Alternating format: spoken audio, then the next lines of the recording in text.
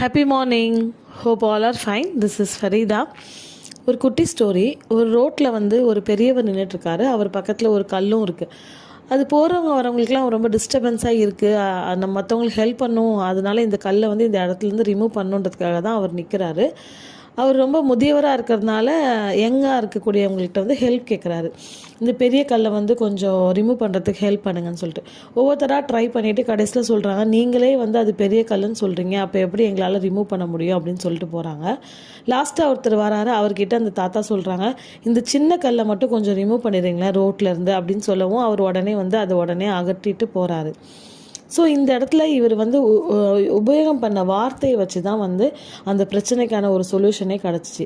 நம்ம யூஸ் பண்ணுற வேர்ட்ஸ் சின்ன விஷயத்த பெருசாகவும் ஆக்கும், பெரிய விஷயத்த சின்னதாகவும் ஆக்கும். அதனால் நம்ம செலக்ட் பண்ணக்கூடிய வொக்காபுலரிஸை ரொம்ப கவனிக்கணும். நம்ம ஃபேஸ் பண்ணக்கூடிய ப்ராப்ளம்ஸையுமே நம்ம பெரிய ப்ராப்ளமாக பார்க்காம அது ஒரு சின்ன டாஸ்க்கு தான், இதுவும் கடந்து போகும் அப்படின்ற ஒரு பாசிட்டிவ் ஆட்டிடியூடோடு நம்ம ஃபேஸ் பண்ணோம்னு சொன்னால் எதுவுமே சாதிக்கலாம். That's 1 minute. See you tomorrow.